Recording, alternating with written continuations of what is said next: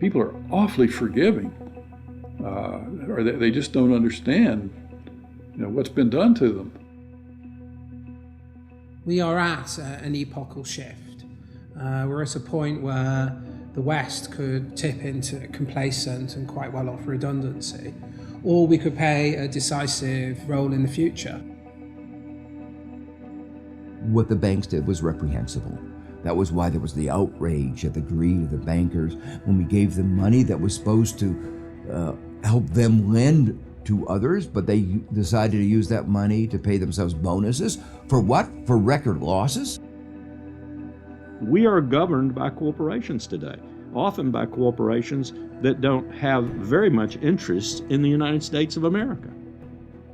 I don't know what happened, man. What happened to the United States? It went so far in the ditch. At what moment did it all go bad? Was it disco? Was it Donna Summer? Is that what killed America?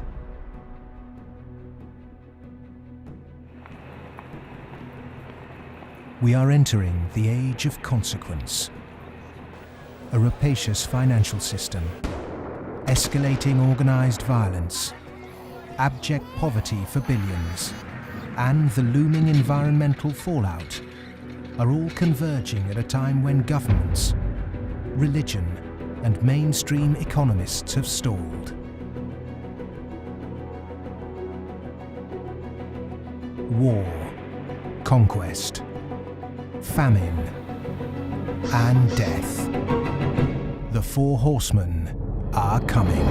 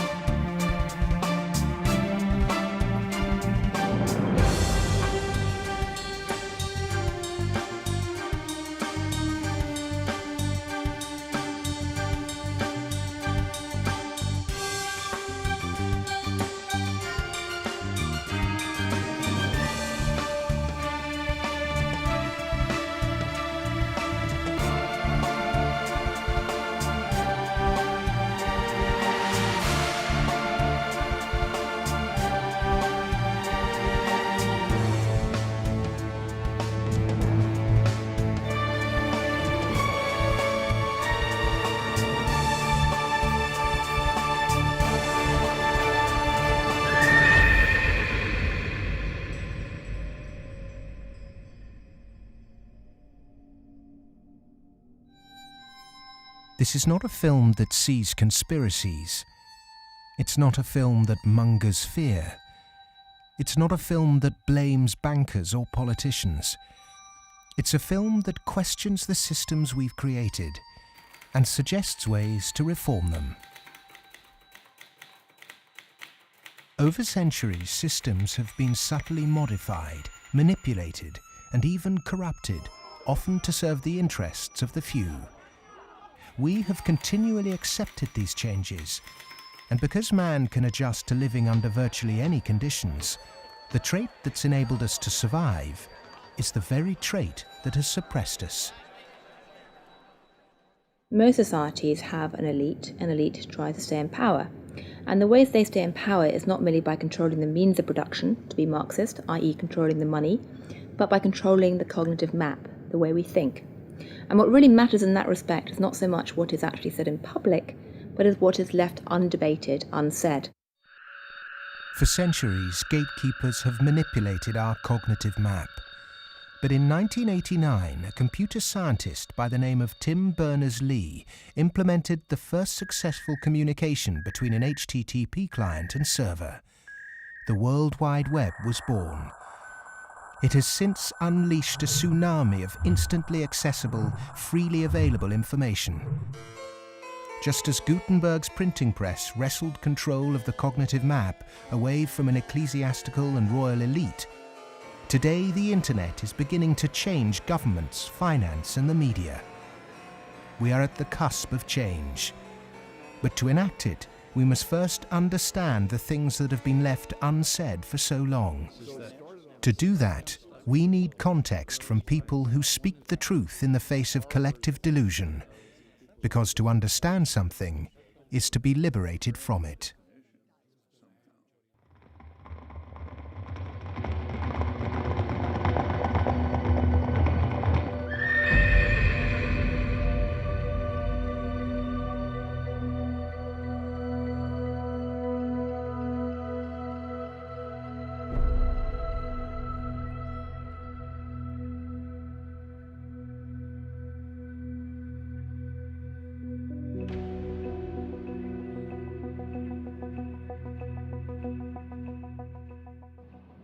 The end of World War II, we had 50% of the world's gross domestic product. We were making 54,000 airplanes a year, 7,000 ships, et cetera, et cetera. And we were the new Rome. And we recognized it and devised a power management scheme in the 1947 National Security Act to, we thought, manage it. And it worked fairly well during the Cold War. But we haven't done anything since, and I think that's another sign of our inability to grasp the new world, if you will.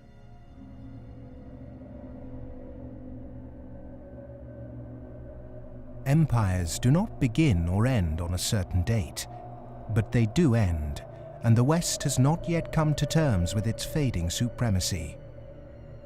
At the end of every empire, under the guise of renewal, tribes, armies, and organizations appear and devour the heritage of the former superpower, often from within. In his essay, The Fate of Empires, the soldier, diplomat, and traveller Lieutenant General Sir John Glubb analysed the life cycle of empires. He found remarkable similarities between them all. An empire lasts about 250 years, or 10 generations, from the early pioneers to the final conspicuous consumers who become a burden on the state. 6 ages defined the lifespan of an empire. The age of pioneers, the age of conquests, the age of commerce, the age of affluence, the age of intellect, ending with bread and circuses in the age of decadence. There are common features to every age of decadence. An undisciplined, overextended military, the conspicuous display of wealth, a massive disparity between rich and poor, a desire to live off a bloated state, and an obsession with sex.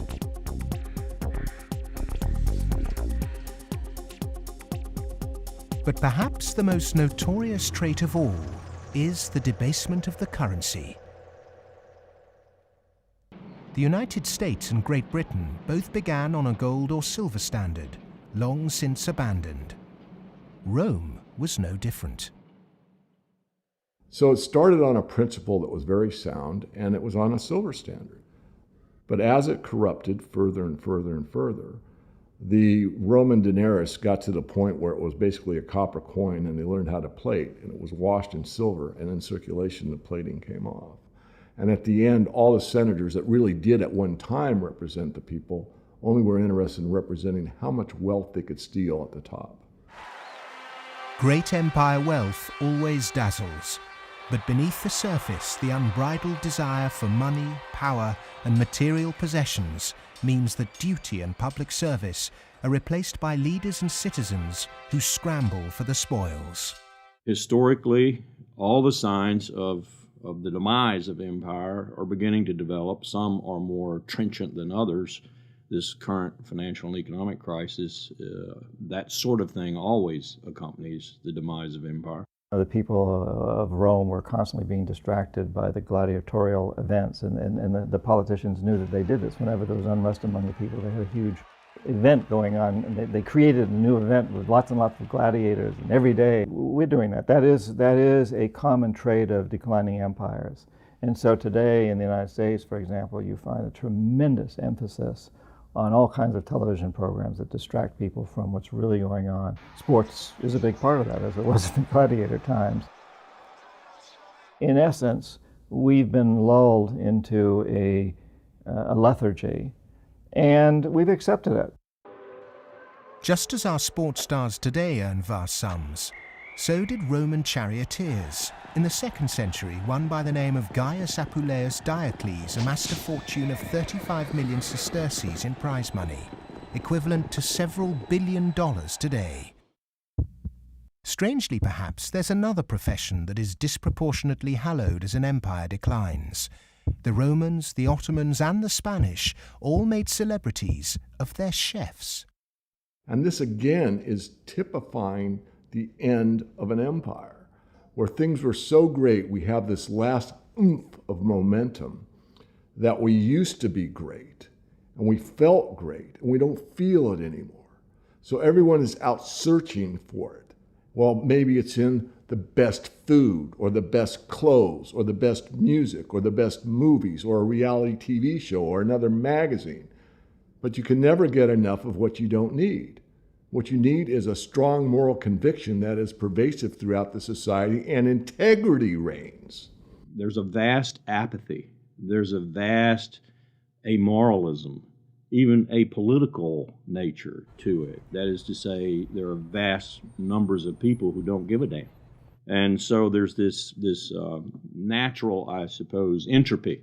Any living organism, which an empire is, of course, over time dies. Question is, how does it die? Does it die in a violent cascade of events, or does it die over a long period of time? The baby boomer generation were born into this age of decadence. Perhaps unwittingly, they've broken the unspoken intergenerational contract. Through unfettered consumerism, spiraling house prices, and a desire for eternal youth, the baby boomers have squandered future generations' inheritance. My generation, the generation right after my generation, I think we forgot that little phrase in the preamble to our Constitution, which says, "and our posterity." All of a sudden it became us, period.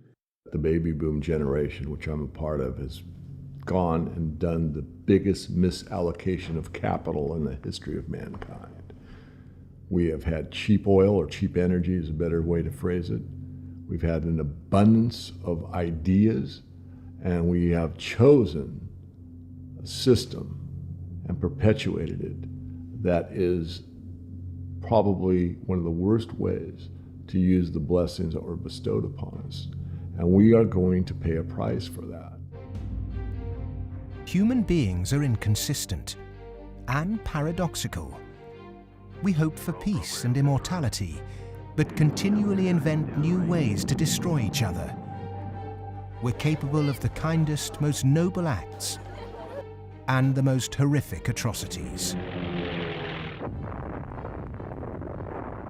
Human beings are complex creatures. I mean, for example, we're capable right now, at this minute, of acting in such a way as to make it likely, if not certain, that our grandchildren are going to face terrible disasters. And we're consciously acting to accelerate that likelihood, even though we all love our grandchildren. How can you be more contradictory than that?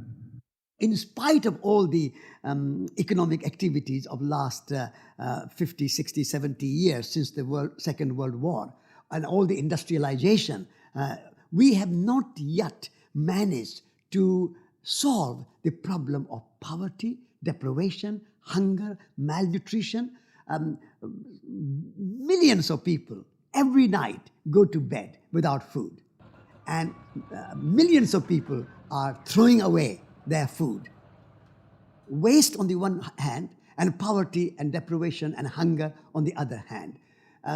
Malnutrition on the one hand, and obesity on the other hand. What kind of system have we created? Why, with such brilliant knowledge on the planet, are we still struggling to distribute wealth fairly? How has the human race developed a flawed system of government and economics that serves the few at the expense of the many? And with such poverty in an age of plenty, why have we not had the will to change such a vicious social structure? Greed is the fundamental kind of ingredients for the immoral economy. The problem is not that there is not enough in the world. People say that there's a poverty, we have to create more wealth. There is enough in the world for everybody's need, as Mahatma Gandhi said, but not for anybody's greed. But is it just greed, or does it go deeper than that? Is the problem systemic?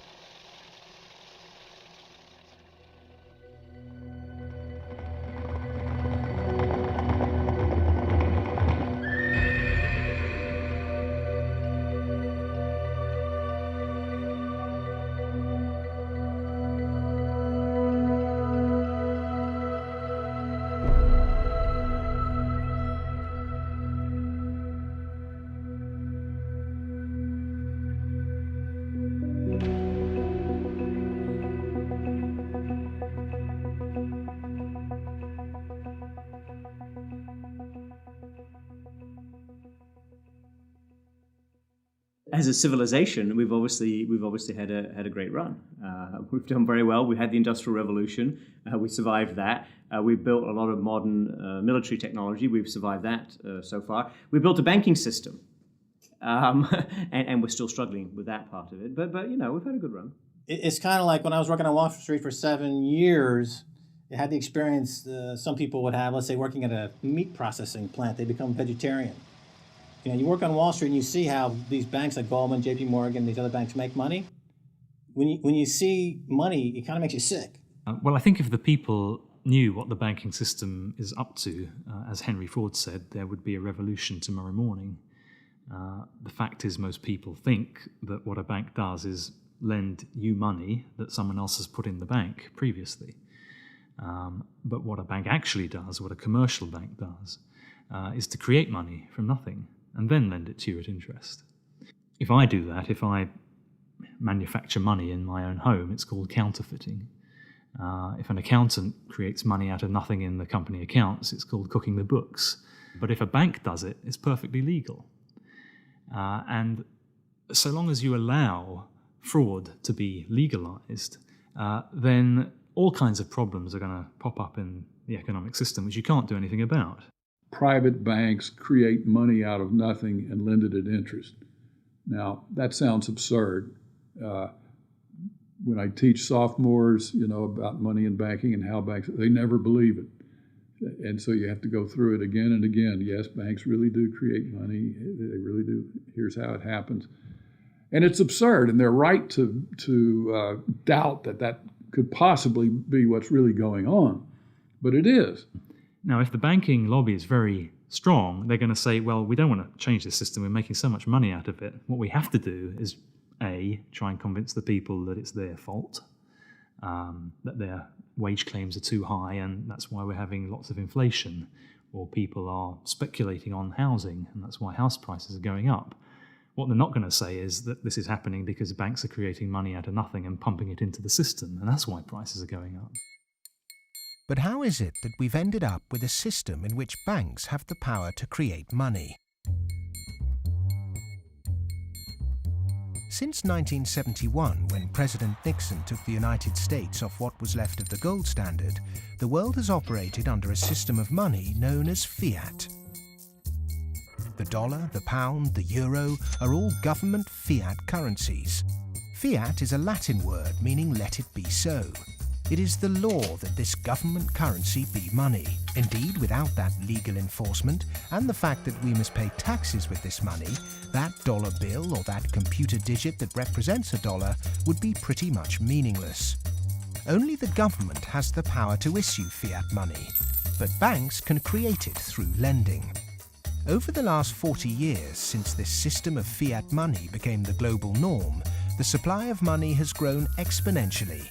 In fact, we've seen the greatest growth in the supply of money in history. But who benefits? Of course, those that have the power to issue money, governments and banks.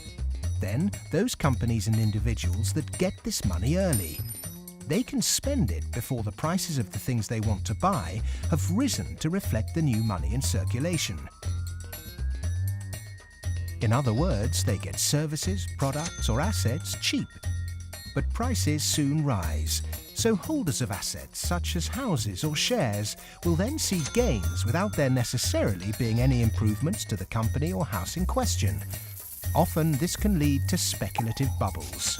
But what about those at the bottom of the pyramid? Those on fixed wages or incomes, those who live in remote areas, or those with savings? By the time this newly created money has filtered down to them, the prices of the things they want to buy have increased. Their savings buy them less, however, and their wages remain largely unchanged. In some cases, they have to take on debt just to be able to afford the things they were previously able to buy, which means they have to go back to the banks. In reality, this process of creating money only redistributes wealth from the bottom to the top of the pyramid, and thus that ever-increasing gulf between rich and poor gets bigger and bigger and bigger.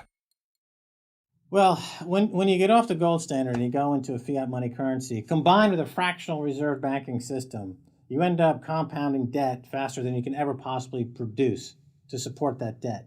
So eventually you're going to find yourself back into debt slavery.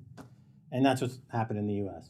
For every dollar of GDP, for example, in the U.S., it also creates something like $5.50 worth of debt. Because this is what happens when our economy flips over and basically capsizes. And of course, the government solution now to address all the problems is basically to create more debt. You can never get enough of a currency that doesn't work. You can print it till kingdom comes, but you can't print wealth, and you can't get yourself out of debt by making more debt. If you could print wealth, Zimbabwe would be the largest, most prosperous country on the planet. We all know it doesn't work. Of the money in the world today, 97% of it is debt. The French philosopher Voltaire once said, "All paper money eventually returns to its intrinsic value, zero." For 3 generations, the world watched the fight between capitalism and communism. But in the 1980s, the Russian economy started to collapse. The Soviet Union capitulated, and so-called capitalism reigned supreme.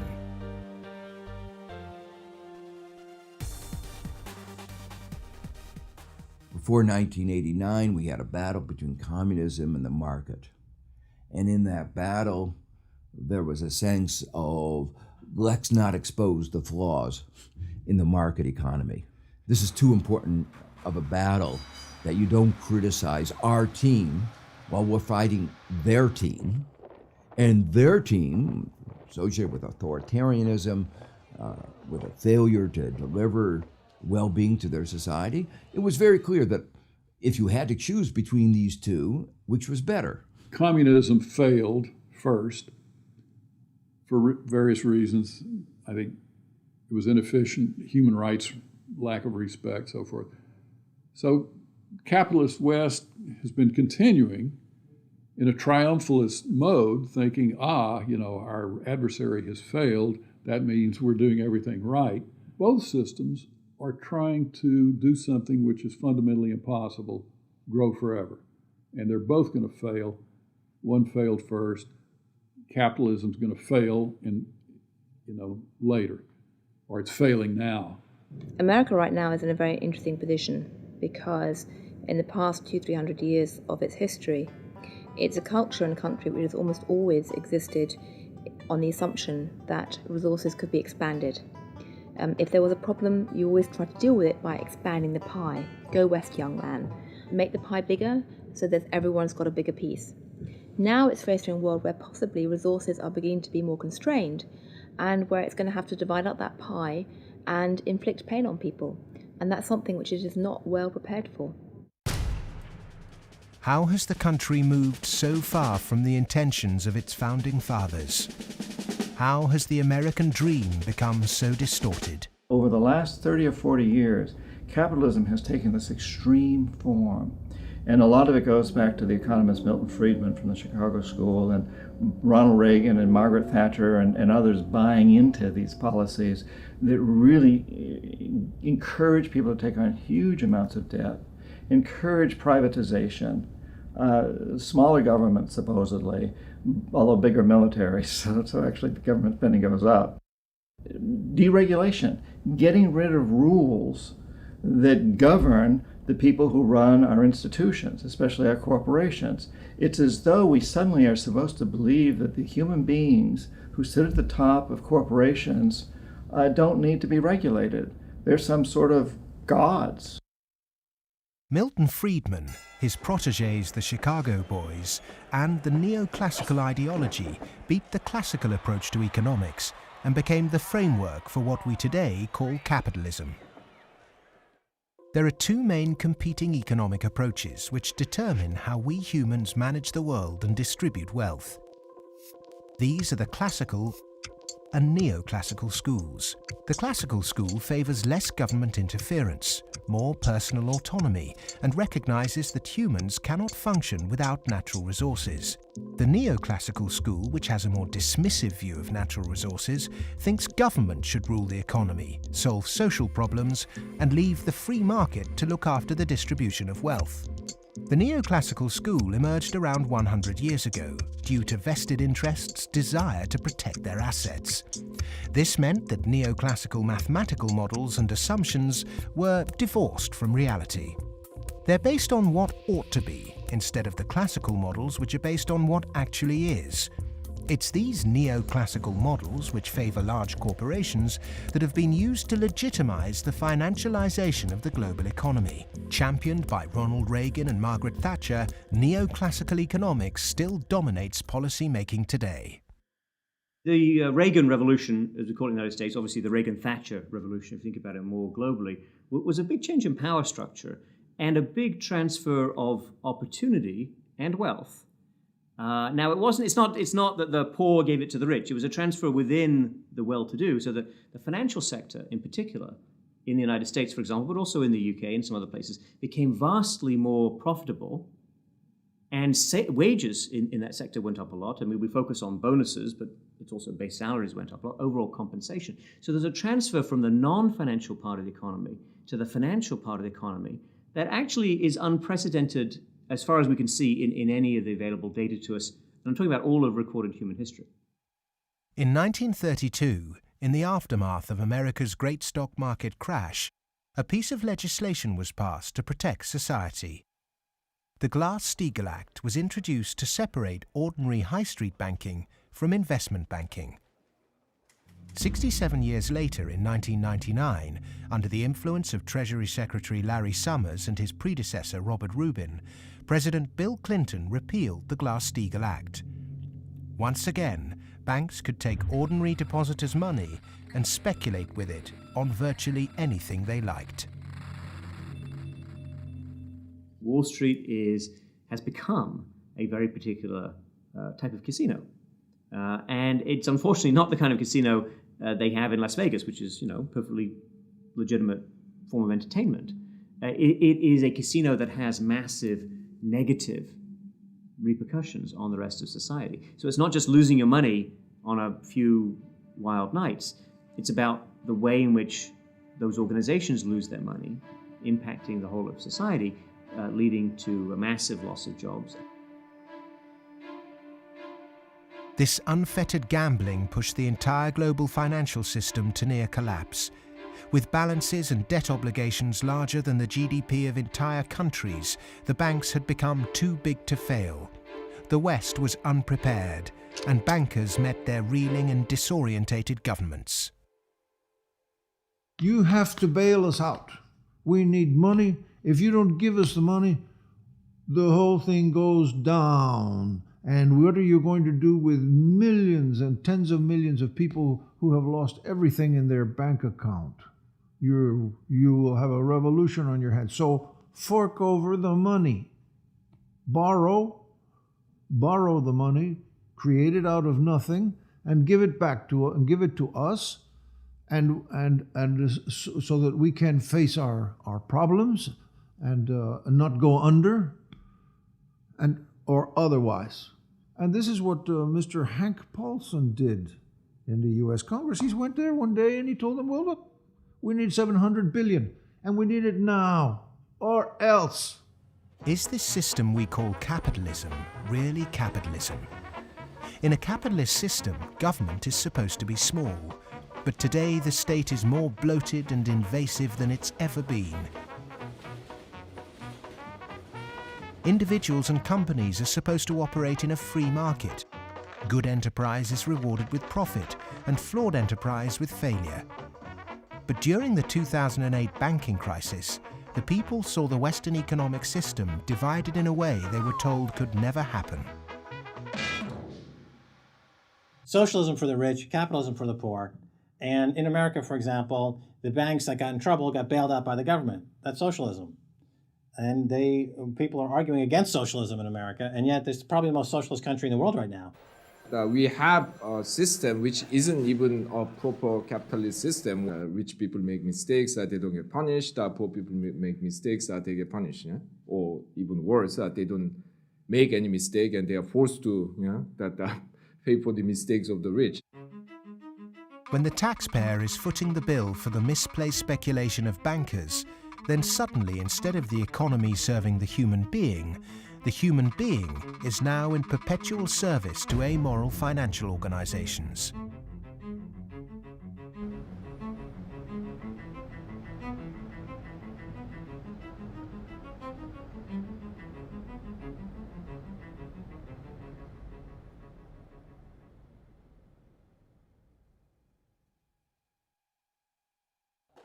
It was the head of the Federal Reserve Bank, Alan Greenspan, who after 9/11 slashed interest rates to encourage lending. Bankers needed new participants to keep cash flowing into a system that had become a global pyramid scheme.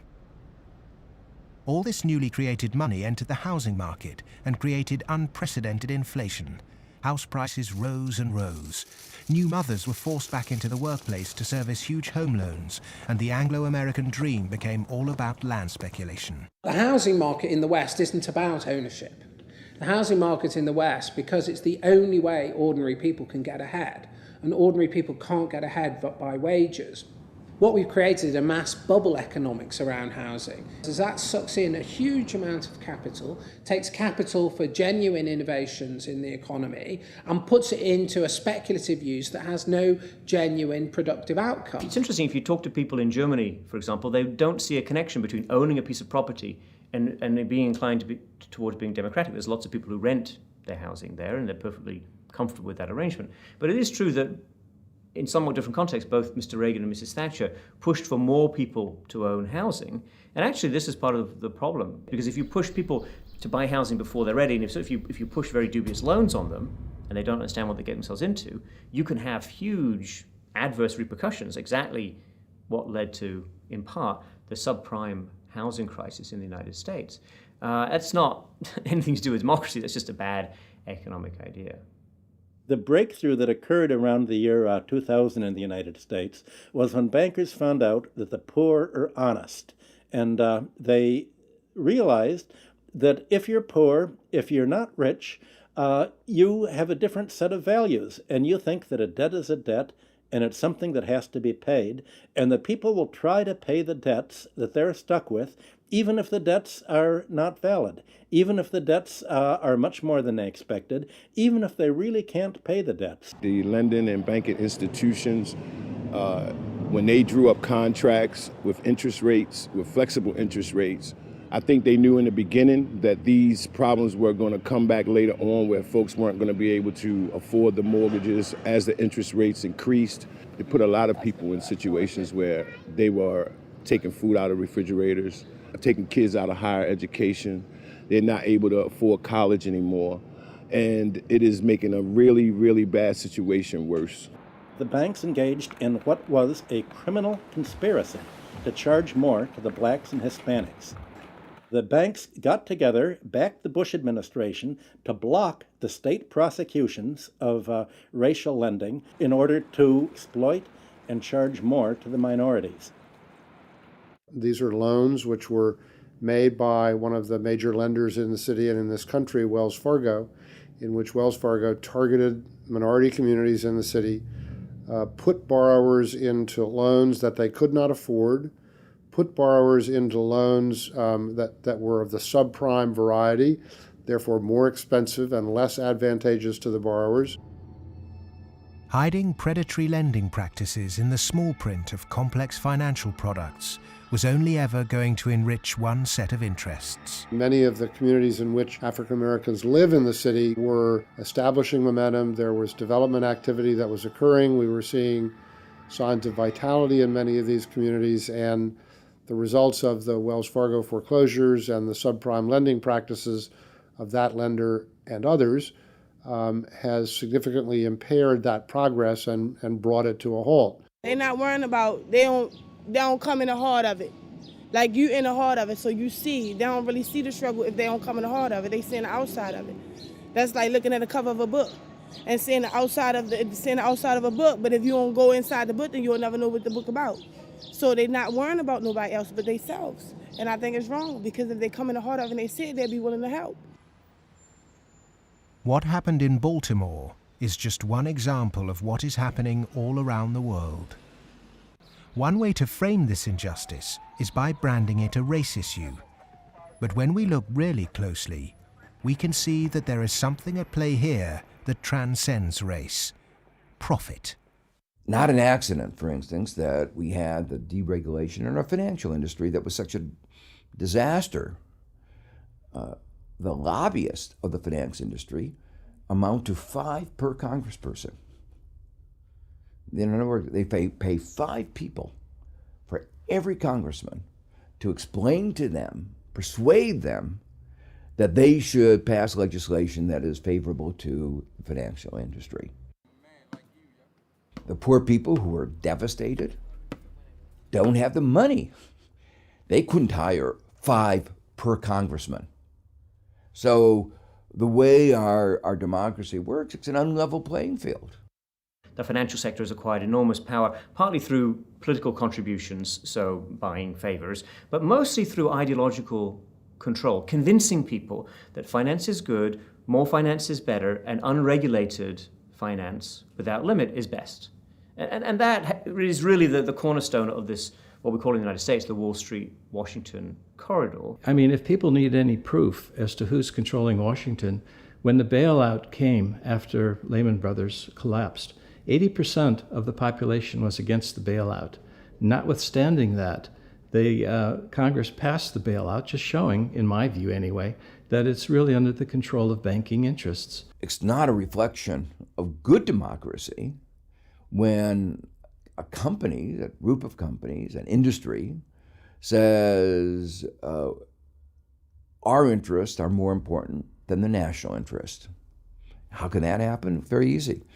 That's the role of campaign contributions, lobbying, in America's political structure. We have a flawed democracy.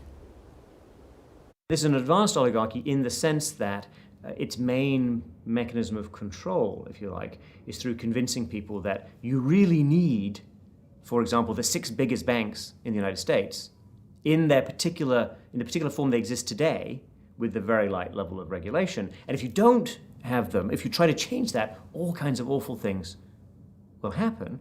And this is not really blackmail. I mean, it sounds like blackmail, but they convince you it's not blackmail, it's just that's the way the world is. There's nothing you can do about it. Oh my goodness, you just have to cooperate with them. It's very clever.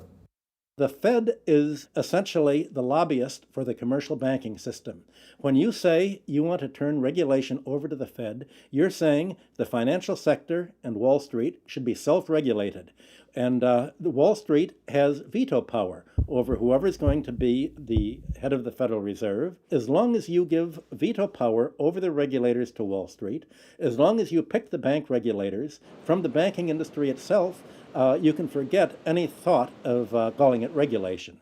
It's deregulation, and to call it regulation instead of deregulation is using Orwellian doublethink.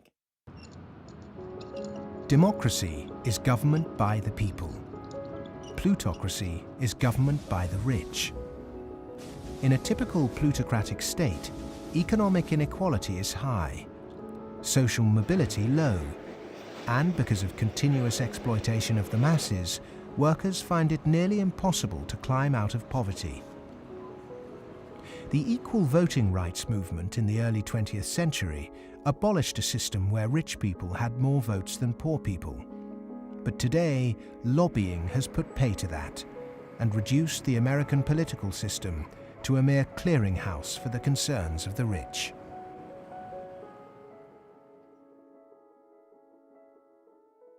The Goldman Sachs machine is one of using profits to buy influence in Washington to change laws to make it easier to make money on Wall Street, to be used to buy influence in Washington. So it's a self-reinforcing malfeasance machine that is continuing to grow as a parasite in the economy and continuing to kill the host. Famous for claiming it did God's work, Goldman Sachs is one of the most influential investment banks in the world.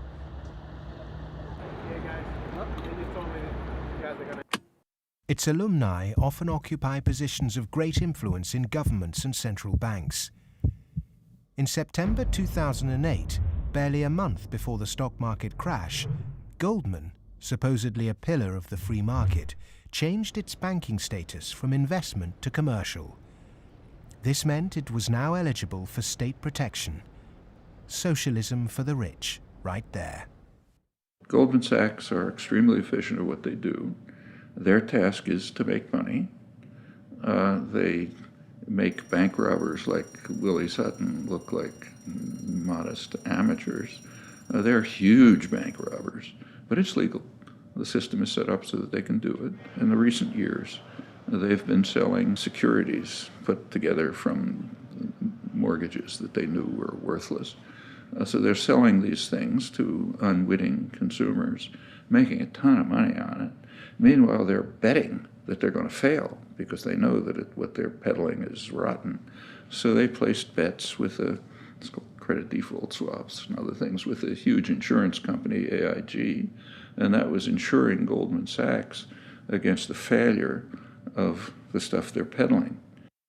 During America's subprime collapse, Goldman traders Michael Swenson and Josh Birnbaum made a $4 billion profit by short-selling junk mortgages. Backed by Dan Sparks, internally Goldman Sachs called their position the Big Short and bet against their own clients. Senator Carl Levin called Goldman Sachs chief executive Lloyd Blankfein to a Senate subcommittee to testify under oath. Much has been said about the supposedly massive short Goldman Sachs had on the U.S. housing market. The fact is, we were not consistently or significantly net short the market in residential mortgage-related products in 2007 and 2008. We didn't have a massive short against the housing market, and we certainly did not bet against our clients. Riding the Big Short in 2007 made billions of dollars for Goldman. And so far, they've got away scot-free with this massive heist. So they're now back bigger than before, richer than before, biggest profits they've had in history, huge bonuses. They're doing great. A lot of what they're doing has, in fact, probably maybe all of it, has almost nothing to do with the benefit of the economy. Can there be any objection to genuinely talented people earning big money if they bring something new and tangible to the world? If they take great personal risks with their own money and actually bring greater prosperity for all? In a free market, if I have a brilliant idea that I can run an automobile on grass clippings, as an example, and I produce that car, my motivation might be to make money. But if the market says, my goodness, this is the greatest automobile ever invented by mankind, and I make $1 billion, I've not only served myself, but I have served everyone else that needs transportation. And that is the brilliance of a free market, is that paradox that you can serve yourself and simultaneously serve others. And that's what it's all about. But how many of the general public have achieved greater prosperity through a banker's bonus? It was against the holy backdrop of St. Paul's Cathedral in London that Goldman Sachs vice chairman and mouthpiece Lord Griffiths gave insight into how certain bankers really think. The devoted Christian defended extortionate bonuses. I'm not a person of despair, I'm a person of hope. And I think that we have to tolerate the inequality as a way to achieving greater prosperity and opportunity for all. The fundamental Christian view, and I would say of Islam as well, and certainly of Judaism, is that wealth is to be shared. money has to be shared. You can't take it with you. And from that develops a whole lot of stuff about justice and the economy and so on. And we've lost that, and instead we've got people accumulating more and more. And I just think it's disgusting that people have lost their homes, they lost their jobs, they can't pay their mortgages from bankers who made a big mistake and then paid enormous bonuses. I'm sorry, that is simply wrong.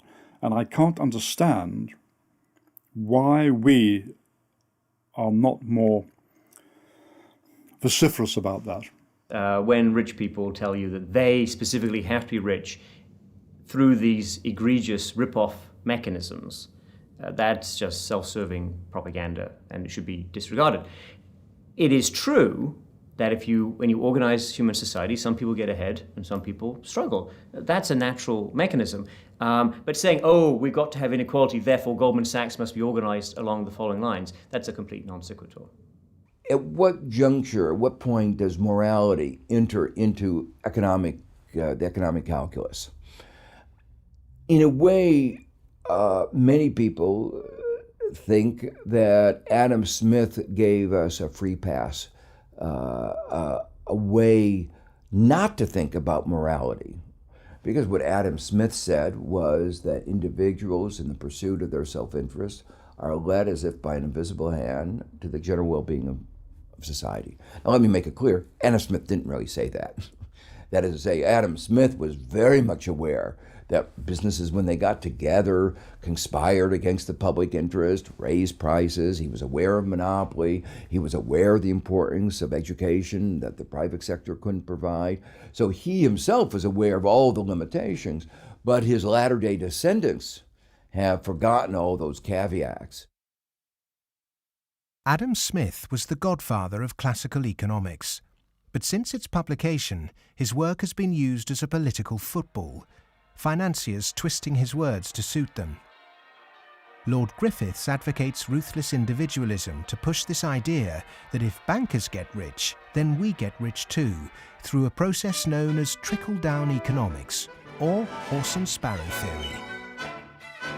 If you feed the horse enough oats, some will pass through to the road for the sparrows. The idea is that extreme wealth concentrated on a small minority will eventually trickle down to everyone else. But it doesn't work. Because by the time the money reaches the people at the bottom of our money pyramid, it's lost its purchasing power.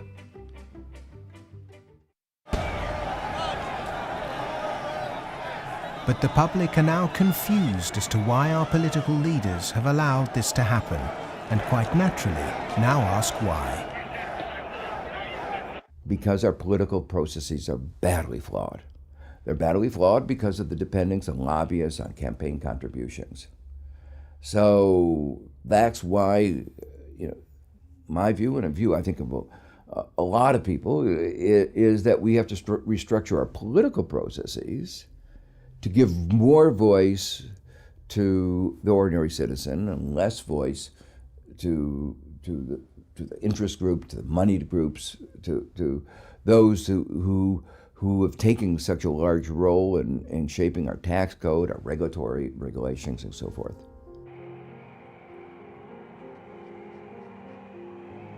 I stood on the front step of Colin Powell's house, and I look at him and say, what next, boss? And he said, what do you mean? And I said, what next? Where are you going next? I'm going to write my book. I said, no, I know you're going to write your book, but you're not going to do that for the rest of your life. Where are you going next? He said, maybe a cabinet position, but first, money. I said, money? He said, yeah, millions.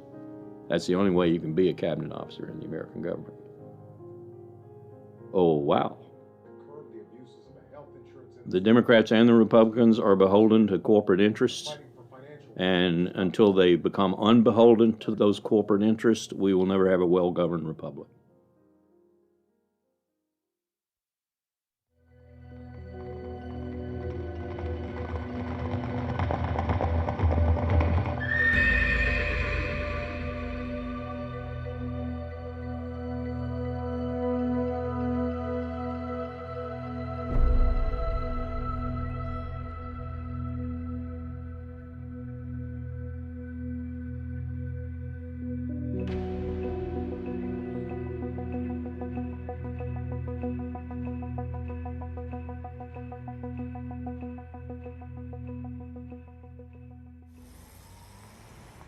The inherent iniquity in our system of money, banking and politics has not just had consequences domestically, but also on a massive scale globally.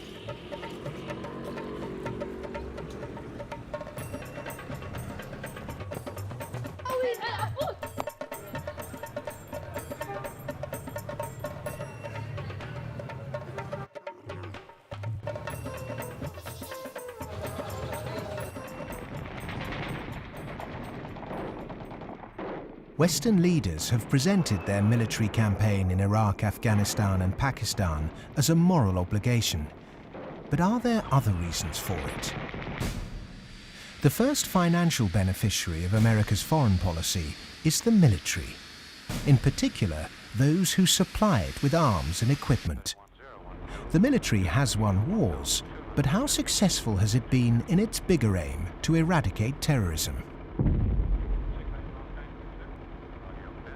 The drone attacks not only failed, but they've created extra extremism. They've helped in radicalization of youth in the northwest frontier and also in certain parts of Punjab and Pakistan.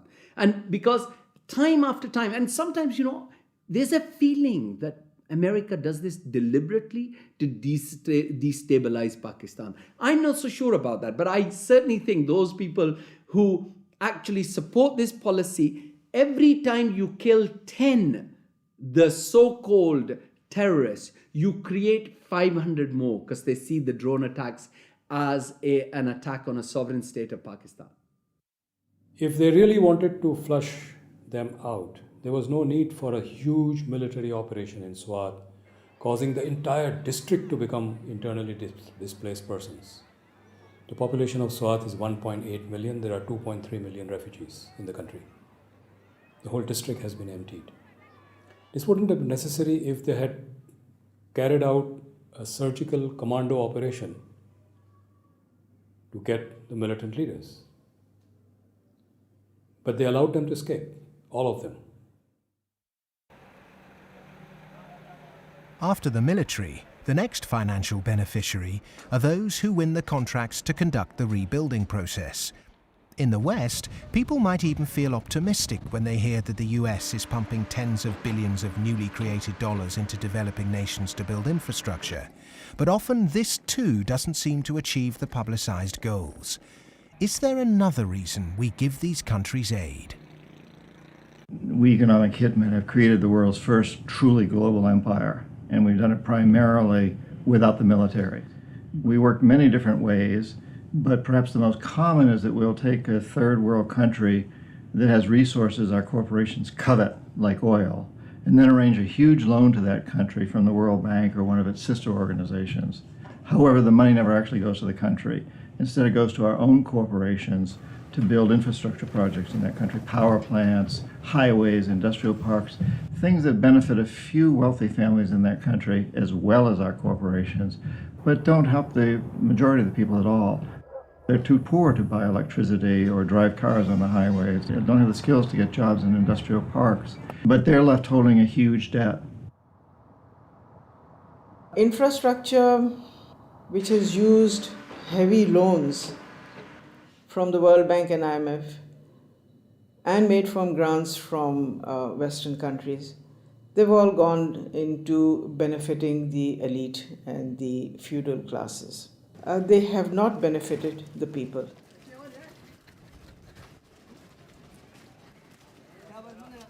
A lot of money goes to these consultants and companies from the West who charge huge amounts of money, and actually the real money on projects and on ordinary people is very limited. The masses have very little already. So those landlords who have the infrastructure and who are going to make money because of the infrastructure that is built through their roads, they will prosper. But the ones who don't have any resources, they've not had jobs, there isn't an economic activity for them in terms of manufacturing goods so they can sell and they can also prosper. When you don't have that, what do? They resort to joining the Taliban because they see the enemy coming in and taking away what little bit they have. President Obama, I understand, wants to invest $7.5 billion in Pakistan's infrastructure to alleviate poverty and, take away all the divisions and all the anti-American sentiment over here. Whatever his reasons are, we can do without it. In fact, it's the worst possible thing he can do.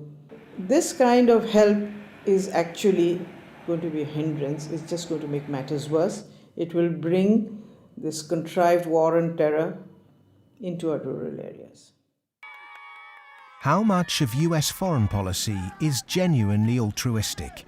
And how much is it influenced by the banks and corporations that profit so tremendously from it?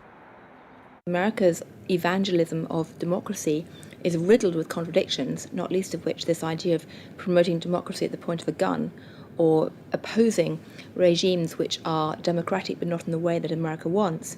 So too, this idea that America has been promoting free market capitalism has also been riddled with contradictions, because the reality is that American firms tend to make most money when countries are at the cusp of change, certainly American financial firms. And in a sense, they want markets that are changing structurally, but not too free and too transparent, because they make money when markets are a bit opaque. Is it any wonder developed nations are fighting in underdeveloped countries when so many are making so much money out of it, without ever really having to face up to or even witness the consequences of their actions? So what if 5 million kids died in Africa because of debt last year? I got a bonus of £1 million, and if I have that conversation, I've had it with some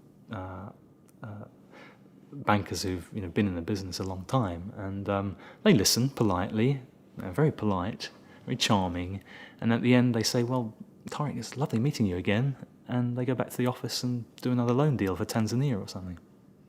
I've known a lot of terrorists, quote unquote.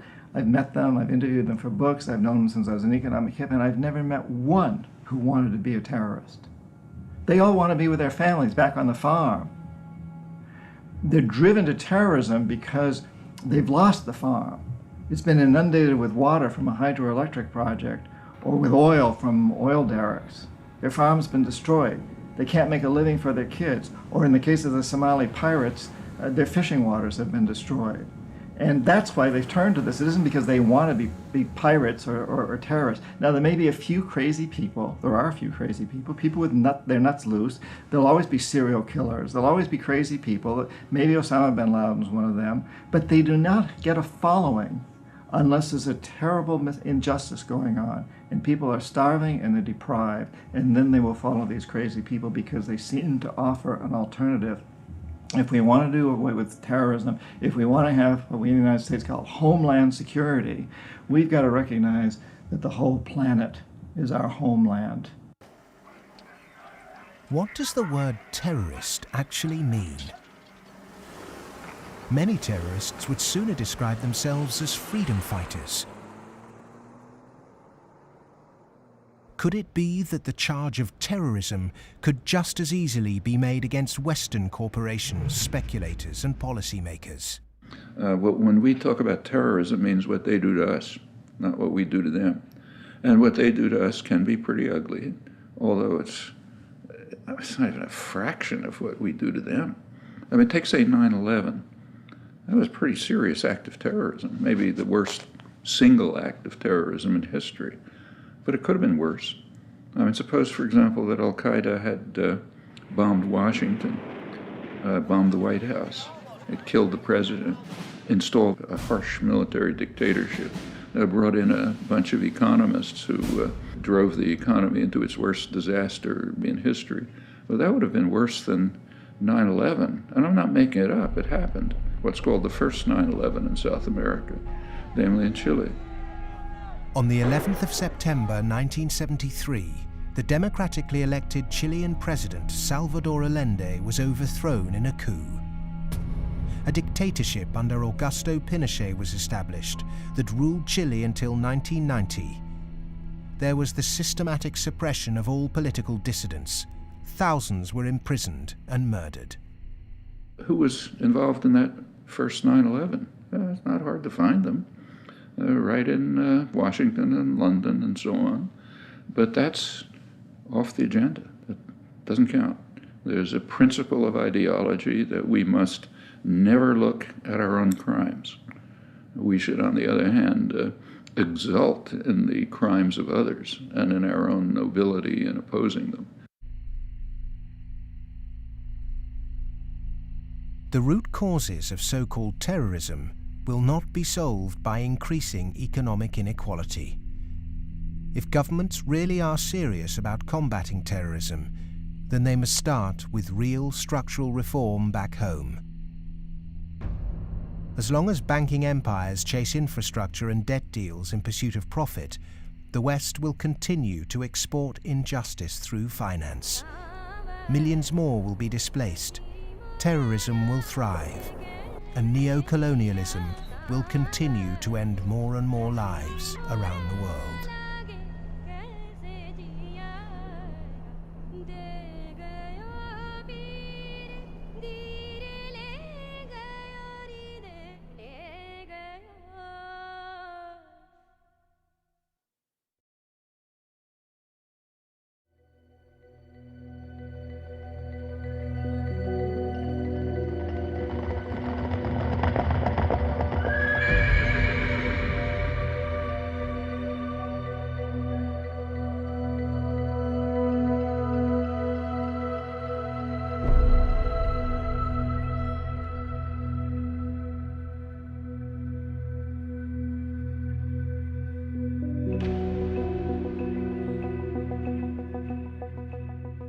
What's happened is that we have moved from a relatively empty world to a relatively full world. That is, empty of us and all of our stuff to now full of us and all of our stuff. In my lifetime, the world population has tripled. And the populations of other things, of cars, houses, boats, all these other things that put a load on the environment too, just like human bodies, those have vastly more than tripled.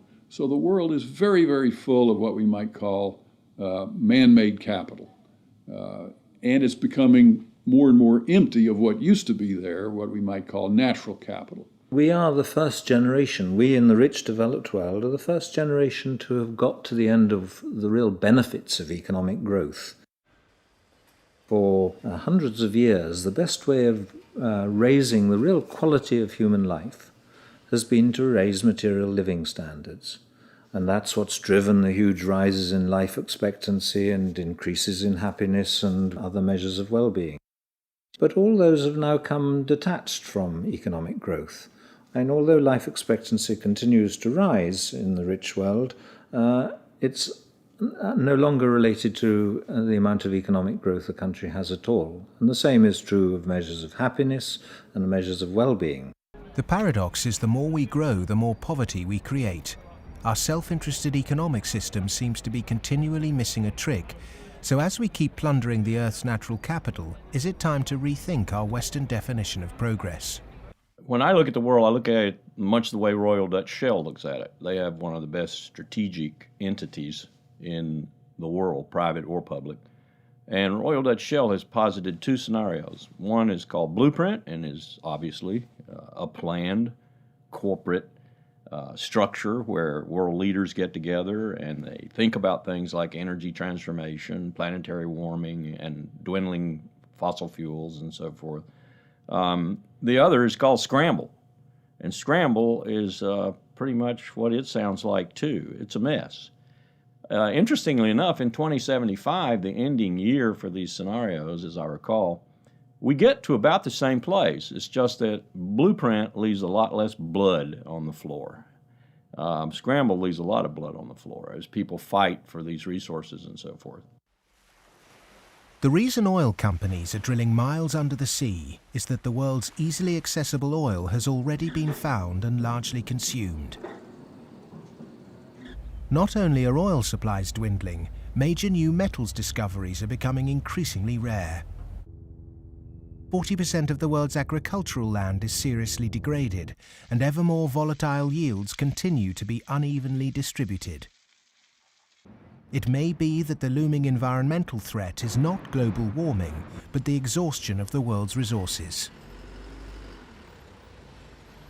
We're going to have struggles for finding land sufficient to grow the agricultural products for what the United Nations says is going to be a 9 billion Earth population.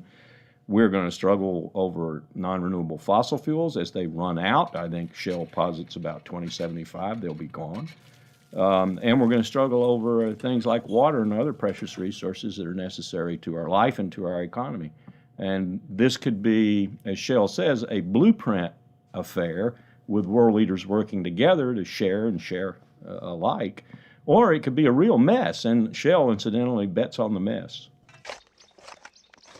Just like the baby boomers' failure to look to the next generation, our outdated competitive mentality for a world of depleted resources could have devastating consequences. Our economic setup encourages one-upmanship, competition and comparison, whereas the progress humans have made over millennia has been largely based on cooperation. In any species, in almost any animal, there is always the potential for huge conflict, because with any species, all members of that species have the same needs, so they might fight each other for food and shelter and nest sites and territory and sexual partners, all that kind of thing. But human beings have always had the other possibility.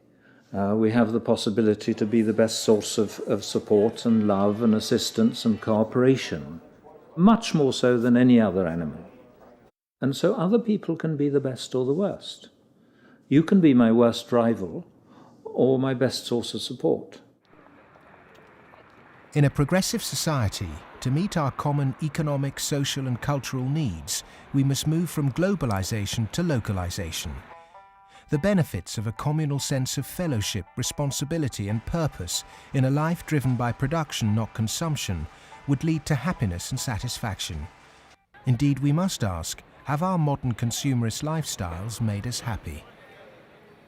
I think if one had been living in the 19th century and somebody had told you that 100 years later people were going to be living in this extraordinary wealth and comfort, with central heating and being able to throw away such a high proportion of our food as we do, we'd imagine that we'd be living in a state of extraordinary social harmony and everything would be rosy. And it's really quite remarkable, the contrast between, if you like, the material success of our societies and the social failure.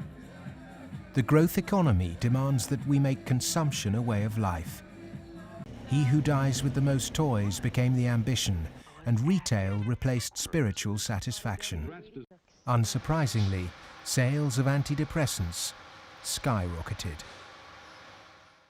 The fact is that the world economy over the last few years, a good share of my lifetime, has been built either on the military or on producing items that most people don't need and really don't even want when you come right down to it, but we all got to have them. Consumerism is driven by our extraordinarily social nature, that we want to have the stuff so we look good in other people's eyes. It's because I experience myself through other people's eyes, the feelings of shame and embarrassment or pride and maybe feeling envied, all those things. So, the goods are just a way of, if you like, mediating the relationship between yourself and others in this extraordinarily alienated hierarchy. What's really suffered is human relationships, family life, the things that really matter to us. And in the end, the only thing that makes human beings happy isn't money. It's very clear that past a certain level, you only get marginal gains from wealth.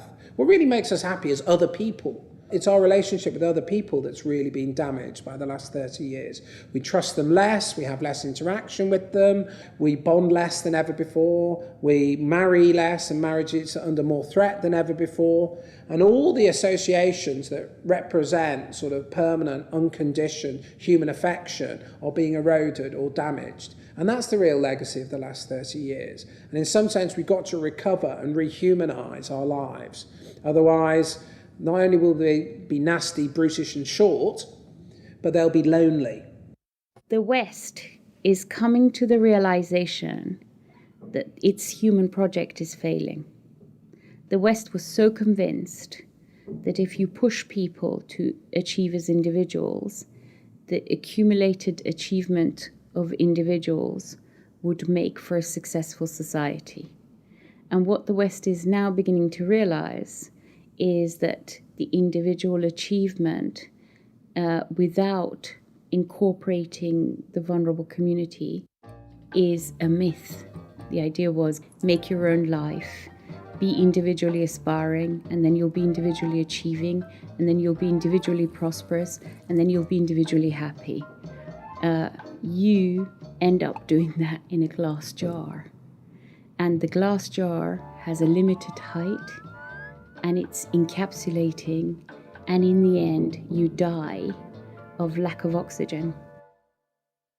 Human beings are alive because they seek attachment and because they're propelled by affection. So the isolated, achieving individual in the end implodes.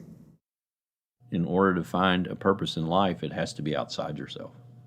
It matters not how you construct it outside yourself, as long as it's a positive value added to society pursued. But it has to be outside yourself. It can't be yourself. If you're pursuing yourself, you're pursuing the abyss, as Nietzsche said. You are going to wind up in the abyss.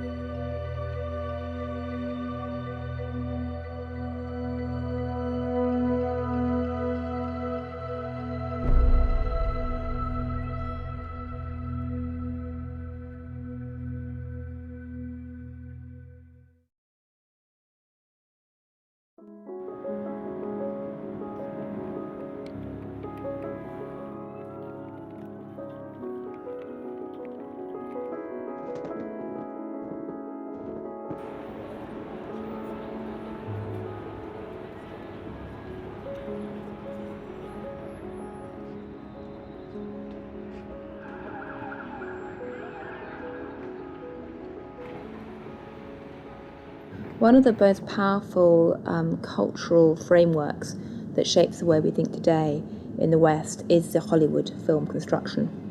And it follows a particular cultural pattern in that there is a beginning, there is a middle and an end, there is drama, tension, there's resolution, there's usually a goodie and a baddie, and there's usually a story told through the medium of human beings.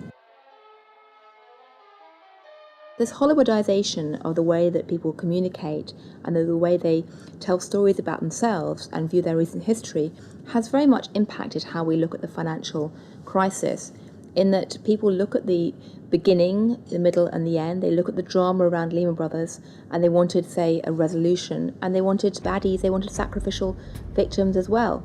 So people have focused on a few individuals. And the idea that somehow it wasn't just one or two individuals who were at the root of the problem, it was a systemic problem, that actually almost everyone who participated was in some way guilty, either of outright negligence or simply failing to ask the right questions or simply failing to ask why money was so cheap for so many years. The idea that it was a systemic flaw is something which is very hard for people to grasp and even harder to depict as a good story. Perhaps there is this feeling of helplessness because we don't understand what the real problem actually is. Cleansing a few bad apples will not rectify the flaws at the heart of the Western economic system. A system that should be protecting people is in fact the very thing that's enabling our four horsemen to ride with such vengeance. The modern-day four horsemen: a rapacious financial system, escalating organized violence, abject poverty for billions, and the exhaustion of the Earth's resources, are riding roughshod over those who can least afford it. They gallop unchallenged because the cognitive map that's been put in place by our schools, universities, and our media does not encourage us to question accepted norms. Instead, there is apathy. In a sense, I think we're rather depressed societies. We've got used to the idea that there's nothing that can be done. There is no alternative, that, we're never going to deal with these environmental problems and we live in a dog-eat-dog society and that's it. I think what we have to take away from this is a recognition that most of these problems can be very substantially improved. by making our societies more equal, reducing the income differences, and that also helps us to solve the environmental problems. We can reach a society that is qualitatively better for all of us. Well, the apathy is sort of engineered because you don't have any discussion of this in the public media. Hardly by surprise, the public media are owned by the real estate and the financial interests, and they're not going to explain to people the integration between the financial, insurance, and real estate sectors, the FIRE sector. There's this disinformation going on, passing the buck, denying what the real driving factors are. All of these are common strategies. In fact, even in education, you can see that banks have helped to set up universities. They've funded them. They fund think tanks. They have educational foundations. They own newspapers. All of this stuff is going on as a kind of propaganda exercise so that the people don't actually work out what the problem is. You should not assume because you don't have a background in economics or in law that these issues are somehow too complex for you. They're not complex at all. It's very simple. It's about power, and it's about democracy, and you understand that just as well as I do. One source of this disinformation is the neoclassical school of economics. These economists and academics have been successful in convincing the world that their models were gospel. But just as Gutenberg's printing press was revolutionary in the 16th century, today we're at the dawn of internet enlightenment, which will remove the cloud of ignorance upheld by academic and media gatekeepers. Education can be a form of mass mind control, and it's astonishing that today neoclassical economics continues to be taught in all Ivy League universities. I do get letters from students in economics departments at other universities. They're into some graduate program or something, and they say, "Oh, I just read such and such that you wrote, and this is the kind of thing that interests me. I'm stuck in this program here in which, I can't even talk about any of that. What's your advice? What should I do?" What they're teaching you is what you're going to have to oppose. A lot of it. I mean, some of it's useful. But so some of it's useful, go ahead and learn it. And the other reason for learning the rest of it is know your enemy. An individual might not be able to change the system, but they can change themselves. If we're not offered proper education, we must begin our own. And a good place to start is to become reacquainted with the classical economists, and with something that so few question, but that affects us all, our system of money. If the monetary system of the world is not reformed, then we are headed towards the end of industrial civilization. I won't say that we're going to the end of humanity, but it's just going to be an absolute collapse of our world as we have known it, because it cannot function on fiat money. And none of those who are responsible for this want to admit it, but that is the fact. The fiat system of money is a man-made law, and it's been abused.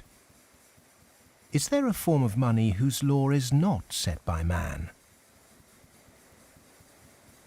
When you look at natural law and gold, I sort of describe gold as being a natural form of money. All of the gold that's been mined throughout history still exists in its above-ground stock. It's about the size of 2.5 Olympic swimming pools if you put all that gold together in one place. The key is that this above-ground stock of gold grows by about 1 3/4% per annum, which is approximately equal to new world population growth, and is approximately equal to new wealth creation. So as the net result of this is that you have this very good consistency in gold's purchasing power over long periods of time, because the supply-demand equation is very much in balance. To achieve human liberty, you really need to have sound money, and gold is the only way to do that, because only gold is outside of the control of politicians. With modern man-made monetary processes, a chronic excess of debt has built up at every level of society. Debt is now regarded as normal. It isn't. It's a form of slavery. But how much do we question our debt? And what should we now do about it? The classic example, most recently, of a debt cancellation was the German economic miracle in 1947. The Allies canceled all domestic and international German debts, except for the debts that employers owed their employees for the previous few weeks, and except for a basic working balance that everybody was able to keep in the bank in order to buy food for the next few weeks or so. Essentially, you would follow the 5 or 6 pages that the currency reform of 1947 did in Germany. You would start with a clean slate. That means that everybody would own their property free and clear. And the problem here is that you'd wipe off the savings that are the counterparts of that. That actually would not be such a bad thing if you look at the fact that the wealthiest 1% of Americans have concentrated an enormous amount of wealth in their own hands, more than at any earlier time since statistics have been kept. Our system of taxation also needs addressing. Currently, we're taxed on what we produce. Perhaps it would be more progressive to tax what we consume. How many American people realize that the Founding Fathers never intended Americans to be taxed on their labor? In other words, they weren't meant to pay income tax. The tax system that was exported from Britain, a relic of colonialism, has duped the world.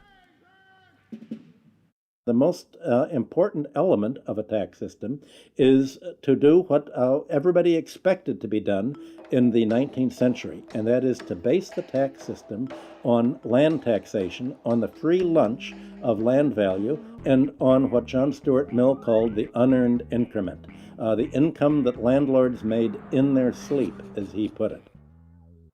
Who made oil in the ground, coal or iron ore? These are things which are not the products of human effort. Of course, extracting them is, but their existence is not. And so the rents from natural resources are a wonderful source of taxation. Nobody made them, and when you do tax them, you cause all of us to use them more efficiently. So this seems like really the excellent thing to tax, rather than labor and capital.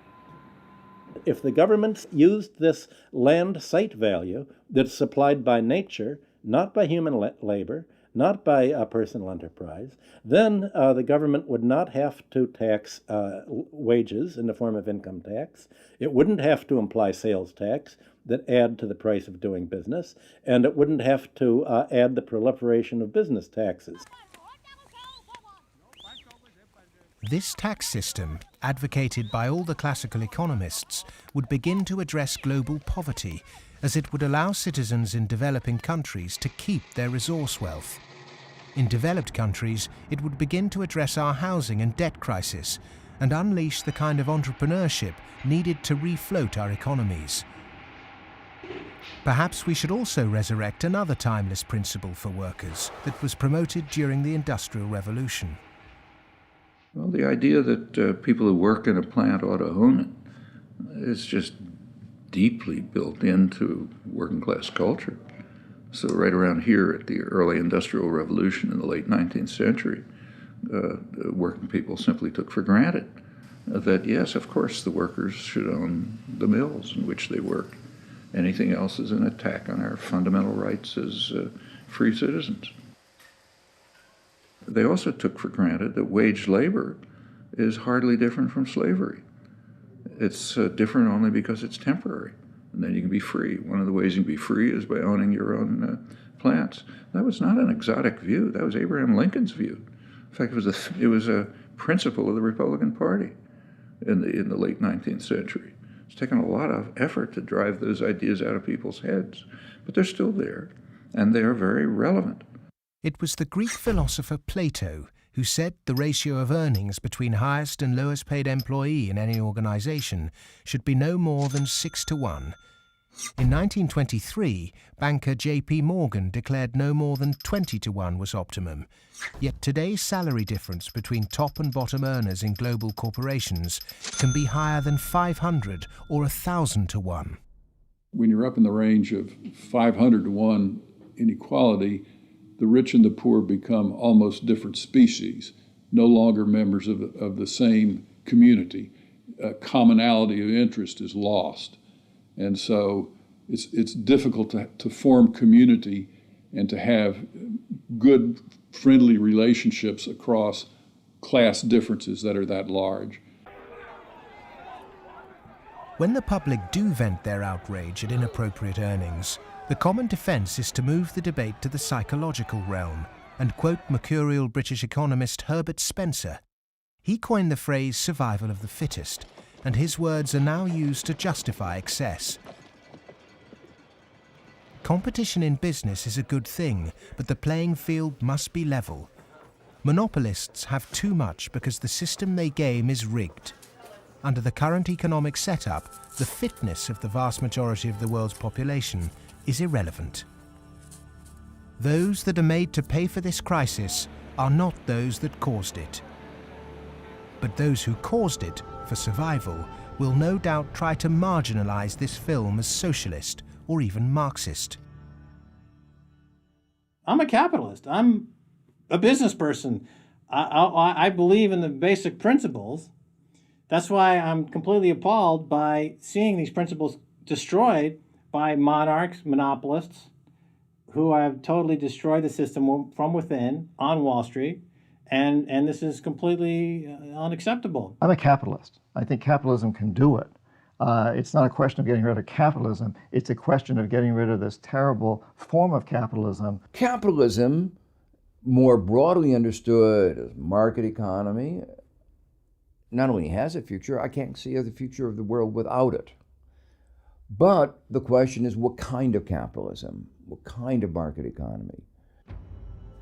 A system of reformed capitalism built on independent money, a tax system based on consumption, not income, and employee-owned businesses would begin to build an economy that's not dependent on constant growth to service its debt. We've endured the so-called free market for centuries, but far from being free, it's led us to destroy nature and each other in a vain attempt to progress. It's absolutely ludicrous to suggest that somehow there is a scientifically defined boundary of the market that we should never change. And of course, that's what the free market economy wants you to believe.